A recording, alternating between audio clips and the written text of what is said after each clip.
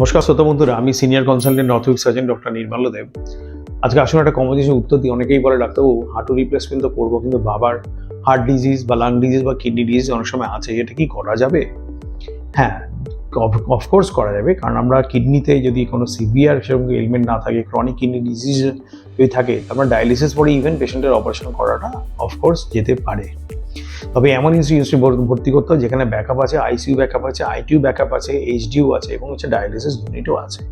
তাই এসব জায়গায় আপনি কিডনিটা আমরা ডায়ালিসিস করার পরে আমরা অপারেশন করতে পারি, সেফলি করতে, তাদের কোনো অসুবিধা কিছু নেই। এখানে হার্ট ডিজিজ যদি সেরকম করে পাম্পিং কার্ডিওমায়োপ্যাথি বা পাম্পিং ডিসঅর্ডার্স বা হার্টের মুভমেন্ট ডিসঅর্ডার, মোশন ডিসঅর্ডার সেরকম কিছু যদি না থাকে, যদি কার্ডিয়াক কোনো কন্ট্রাইন্ডিকেশন আছে, যদি কার্ডিওলজিস্ট বলে যদি না থাকে যে আমার অপারেশন করা যাবে না, তাহলে একমাত্র এই সব কারণ বাদে আমরা হার্টের কন্ডিশনটা অপটিমাইজ করে পেশেন্টকে আমরা অপারেশন করতে পারি।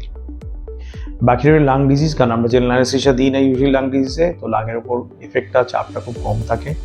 আমি কিন্তু চেষ্টা করি লোকাল অ্যানেস্থেসিয়া এবং রিজিনাল ব্লক দিয়ে অপারেশনটা করতে। কাজে আমার মনে হয় পেশেন্ট এইভাবে পেন ফ্রি থাকতে পারবে এবং পেশেন্টের অন্য সিস্টেমের এফেক্ট যেটা হয় জেনারেল অ্যানেস্থেসিয়া দিলে সেই জিনিসটাও হবে না। তাই 100% আমরা চেষ্টা করবো যে পেশেন্টকে যদি মেডিকেল কন্ডিশন এরকম না থাকে, অ্যানাস্থেসিয়া চেক আপ করে, ক্লিয়ারেন্স করে, ফিট করে পেশেন্টকে তবেই আমরা অপারেশন করতে পারবো। তবে হ্যাঁ, বাধ্যবাধকতা কিছু নেই। আপনারা অফকোর্স আপনাদের যে জেনারেল ফিজিশিয়ান যারা আছে, যারা নেফ্রোলজিস্ট আছে, যারা কার্ডিওলজিস্ট, সরাসরি যোগাযোগ করেই আমরা কাজ করি। কাজে পেশেন্টদের বিশেষ কোনো অসুবিধা হওয়ার কারণ কিছু নেই। আজকে শোনার জন্য অসংখ্য ধন্যবাদ। বিস্তারিত জানতে গেলে আপনার হেল্পলাইন নাম্বারগুলো দেওয়া আছে, সেখানে অফকোর্স ফোন করবেন।